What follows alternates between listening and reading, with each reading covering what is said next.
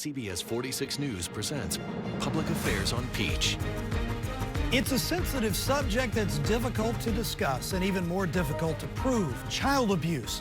There's a national effort to white out child sexual abuse. And today we are telling you how you can take part. Good Sunday morning to you. I'm Adam Murphy, consumer investigative reporter for CBS 46. We want to warn you that today's topic is very sensitive. We're talking to survivors who overcame child abuse and sexual abuse. My first guest is Angela Williams. Thank you so much, Angela, for being on the program. I understand that you are the founder of Voice Today. Adam, it is always a good day when I can talk about preventing child sexual abuse. This is a very serious subject to talk about, and so we want to begin by having you tell us why you're so passionate about talking about such a sensitive thing.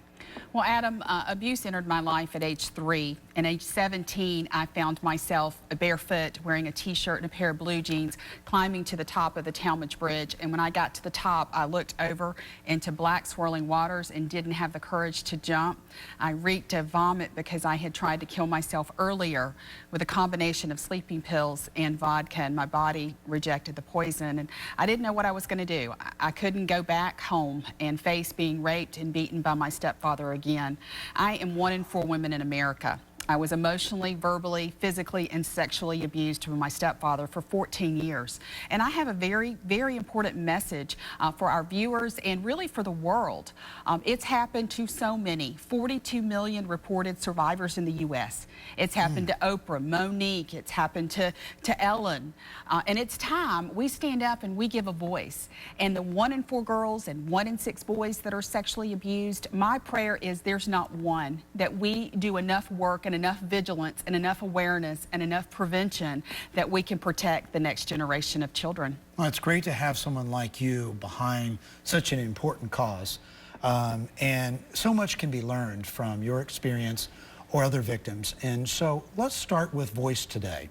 Okay. And you have also talked about this National Whiteout Day, right? Yes. Tell me a little bit about your organization, how long you've been around, and what Whiteout is. I founded Voice in 2008, and really out of a desperate need and desire to bring awareness, to bring this very silent issue out of the closet and into the public arena. So Voice Today focuses on 3 things: awareness, prevention, and healing. We want to not only make people aware that every child is at risk, we want to teach adults how to predict and prevent child sexual abuse, and then we want to offer healing resources for those who have been sexually abused. So White Out Child Sexual Abuse is an event on April 30th that we're asking everyone to wear white to honor the innocence of a child, but to wear white to honor and mourn those that have lost their innocence, those that have been victimized, because it is a profound wound in a child's life that often goes into adulthood unspoken. So this is a way, there again, to build a movement around the issue of child sexual abuse. And then on Saturday, we have a celebration run, a 5K run, walk. I said belly crawl, the shape I'm in these days.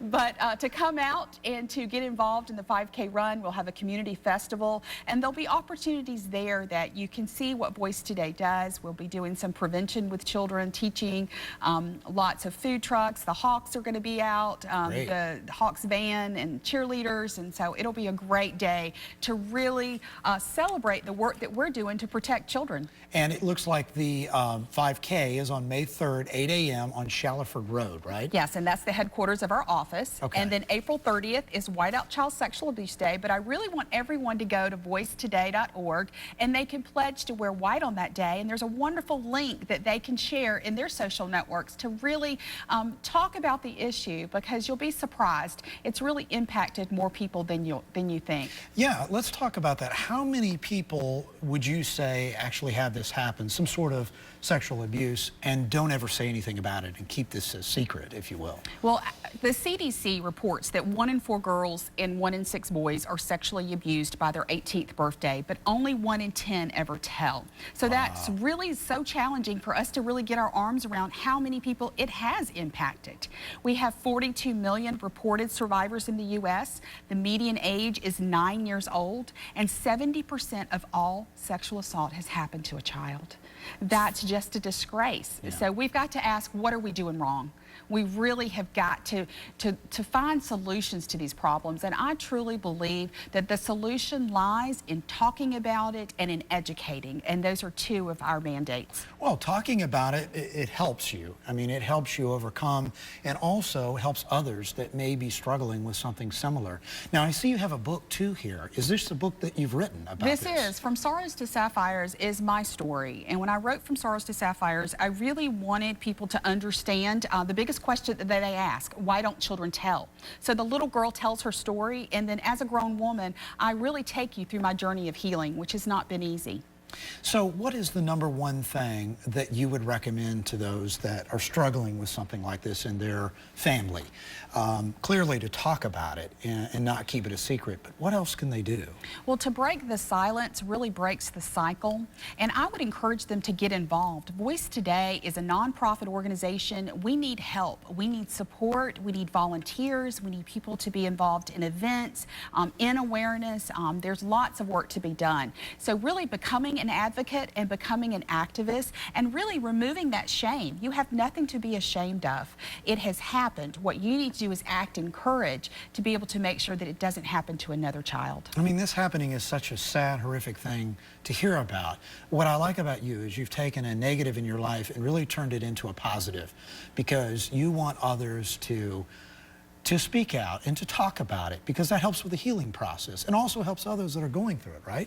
I want people to learn that they have to have compassion for this issue. So often if someone's trying to disclose, people kind of put their hands over their ears and they almost cannot take the disclosure, and that doesn't help anybody heal. So really my message is, if it has not impacted your life, then you need to even more so become a part, because it's impacted somebody in your sphere.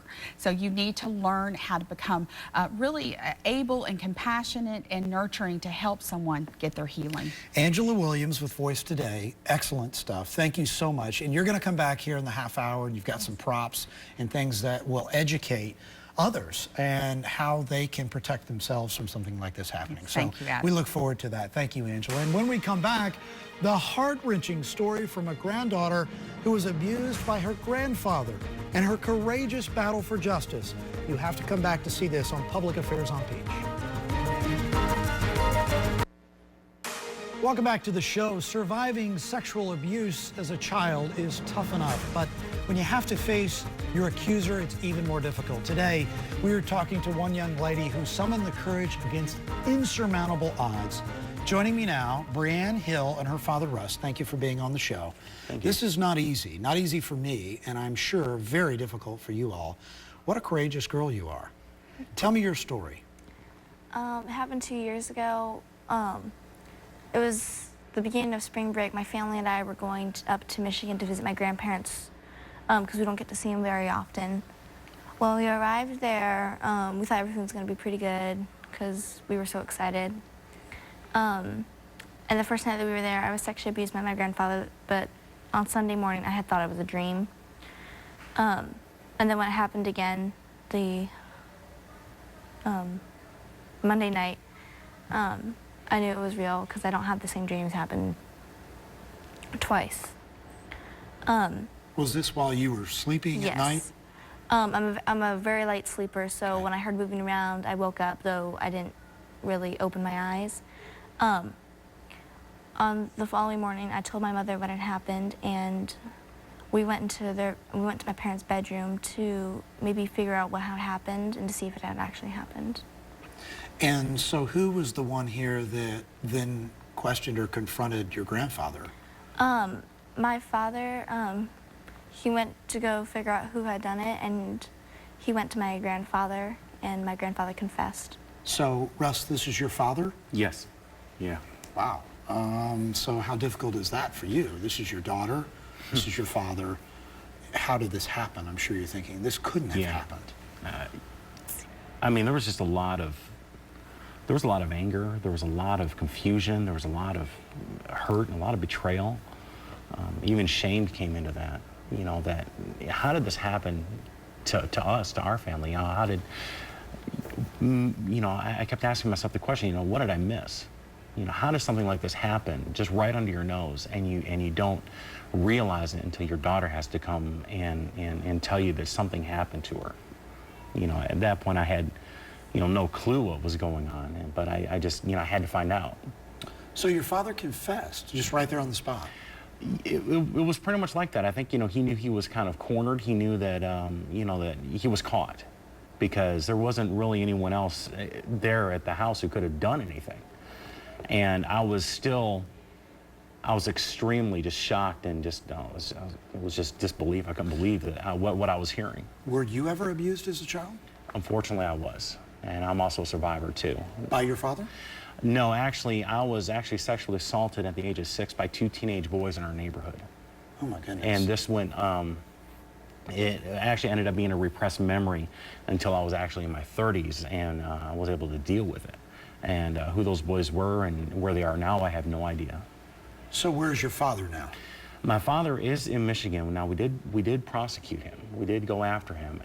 And he's actually currently, he's on probation. He's now registered as a lifetime sex offender.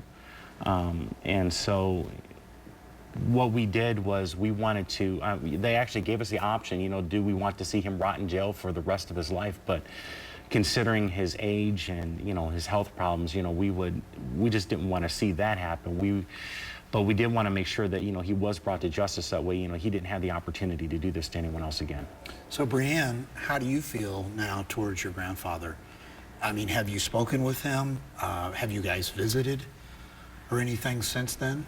I think one of the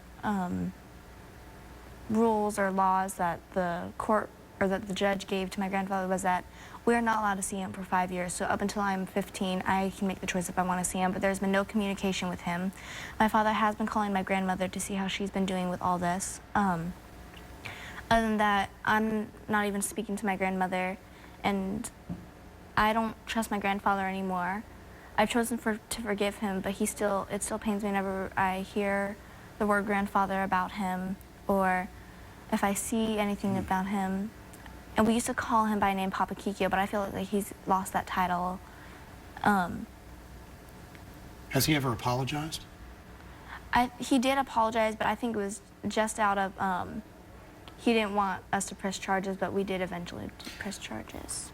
Well, I want to ask you about your shirt, and you can tell me what this shirt says. Tell our viewers what it says and what it's all about. It says, I found my voice and you can too. My mom got them made when we were doing my first speaking event at a tennis tournament. The shirt, to me, it kind of symbolizes how I found my voice, and I'm helping others find their voice too. So many people have come out to share their story after what has happened to them, and some of them have kept it in for so many years. It happened to them when they were teenagers or kids, and they haven't told it till now. They're adults. And so how old were you when the incident occurred again? I was 10 years old. 10. Okay, so you're 12 now, is that right? Yes.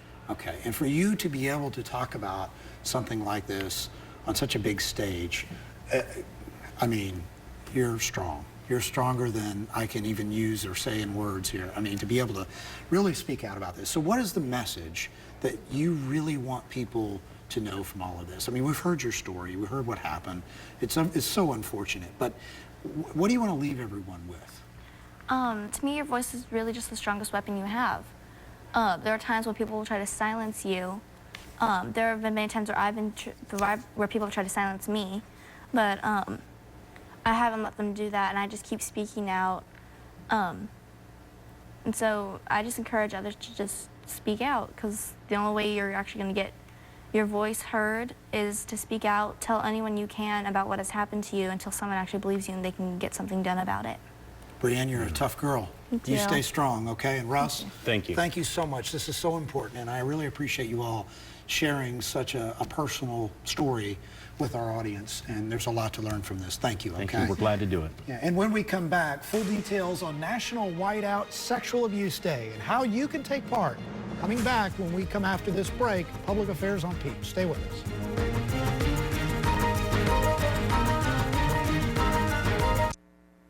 And welcome back to Public Affairs on Peach. Angela Williams with Voice Today is here with us again on the show. Thanks again. So now I want to go into some of these props that you have, because you have some good information that we can share with our viewers. to know how to avoid becoming a victim of sexual abuse or child sexual abuse. And you know, as a parent myself of young children, this is good information that we should all know. Really, I think the issue of sex and sexual abuse is one of the toughest for a caregiver or a parent to talk to a child about. So what we at Voice Today want to do, we want to kind of coach you. We want to give you some tips. We want to give you some things in your home that you can pick up and begin that really tough conversation. One of the greatest things in Brianne's life is that she had been taught from a very early age that there's nothing you can't come and tell me. So I've got a great formula. It's called SAFE, of course, because we want to keep our children safe. So it's really easy to remember. So the S stands for speak. We have got to be speaking as adults on how and why are we failing our children. Why are 1 in 4 girls and 1 in 6 boys being sexually abused before they're 18 years old? And we've got to be really speaking to our children and really educating them and letting them know that there may be someone in your life that may not act appropriately, and we need to predispose them. And we need to ask them those questions. We're not asking our children, is there someone in your life that makes you feel uncomfortable? Has anyone ever touched your private parts? Is there anything that you need to tell me? So that S is for speak, A is for ask, and then F is follow up. You see, Russ and his wife Cindy had the courage to follow up on Brianne's disclosure. They did the right thing. They called law enforcement. They reported the act of sexual abuse. Our viewers need to understand that sexual abuse is a crime. It's not something we can sweep under the rug. It's not something that children are going to forget about. So that's really the toughest. That's where the rubber meets the road, especially if it's a friend or family member. And then E is the greatest gift we can give our children. E is the greatest gift we can give our society, and that is education. We've got to begin to educate ourselves on how we can predict and prevent child sexual abuse, and then educate our children. So I've got some fun things here I'm ready to go through. You ready to go with me? Let's start with E here, educate, Education, right? Okay. I have got this hula hoop. Okay. How many children love to play with a hula hoop? All of them do, right? All right, well, will you put that hula hoop on for me? Great. All right. See here. If it fits. Don't ask me to, do one of these things here. So this is a great way to teach your child where their personal boundaries are, and that is their personal space, and they have the right to reject any kind of affection or anything that makes them feel uncomfortable. So the next time you're at the dollar store, pick up a hula hoop, and that's a great tool. So that's your space, okay? Summertime is coming. Yes. So inside that hula hoop, we have private parts that need to be protected. So as you're dressing your child for the pool and you're putting on that swimsuit, it's a great time to really reinforce those are your private parts, and no one is to touch your private parts except for maybe health or hygiene. So we're on the way to the doctor. The doctor may give you an exam, maybe for hygiene reasons, but those are the only reasons, and you need to come and tell me if anyone's tried to touch your private parts. How soon do you recommend parents begin to talk to their children about that? As soon as their children can communicate. We need to be teaching our children at age 2 the anatomical names of their body parts, and that no one is to touch them. At Voice Today, unfortunately, we get disclosures as young as infants, which is so sad. So it doesn't pick an age. Child sexual abuse impacts all age children. So we need to really empower our children that if they're uncomfortable, that they have the right to scream to an adult no. So we get this little dollar store toy, it's a little microphone, and we practice with them. No! As loud as they can, so they practice, and they have memory recall, and that muscle is exercised so they're able to scream no if they're threatened or they're in an uncomfortable situation. Obviously, freezing up would seem to be a natural thing. A lot of people might freeze up when something happens. Of course a child will be paralyzed because they don't know how to describe what's happened. They don't have the words to communicate. And you've got to remember that an abuser, a sex offender, is trying to silence the child, trying to take their voice away, trying to intimidate them in some way. So that's all part of the grooming process. I see. Another great way is when you are wrapping a gift with your child, maybe you're going to a birthday party or some other activity, it's a great time to reinforce the difference between a secret and a surprise. You see, secrets reveal, and perpetrators will try to get a child silenced. Surprises reveal. So just in this little teachable moment, you can share with your child that you're never to keep secrets from me, that you can tell me anything, and that if anyone asks you to keep a secret, that's not part of the rules in our family. That's good. And then, you know, children oftentimes, as I said, they don't have the words. They can't really describe what has happened. They need some way to process. So just giving a child a crayon and a piece of paper and say, please, just draw for me who you were with, maybe what you were wearing, and what happened, to help them process and help them to really explain to you what happened. So they express what's going on in their life instead of bottling this up, right? Exactly. And keeping it a secret like We'll you go talked back about. to the 1 in 4 and the 1 in 6, and only 1 in 10 ever tell. So if we can get children telling perhaps before the actual act of sexual abuse has taken place, when they feel uncomfortable with someone, if we can get children telling after the sexual abuse has taken place, on average, an offender will have 117 victims in their lifetime. So if we can get that disclosure, we can impact the next line of victims in their path. So this is just the tip of the iceberg. VoiceToday.org has lots of programs on our website. We have lots of information. We have videotapes.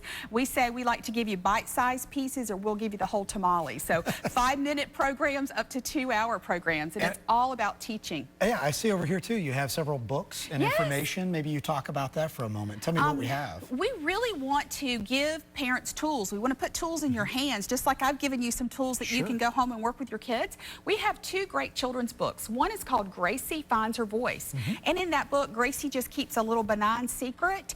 And the secret comes and visits her in a dream and tries to take her voice away. So Gracie has to find that personal power from within to fight for her voice and to get her voice back. Great way to teach young children this lesson. Grant Gets His Shield, an amazing book.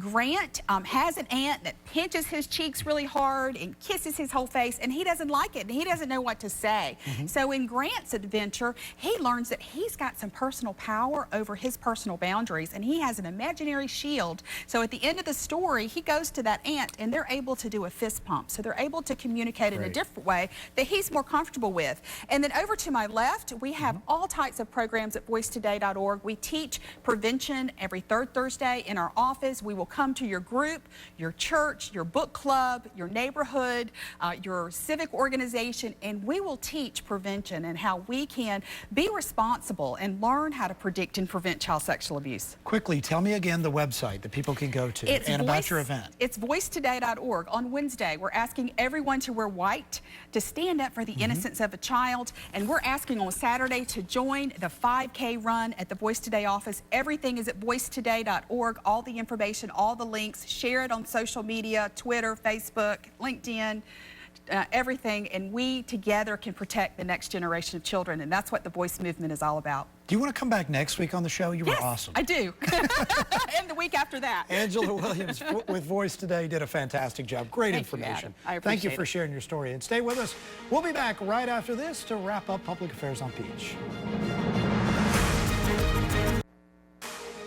And thanks so much for joining us for this edition of Public Affairs on Peach. Be sure to like us on Facebook. There we post our upcoming episodes and ask for your feedback. That's it for this week's edition of Public Affairs on Peach. We'll see you back here next Sunday morning. Have a great Sunday.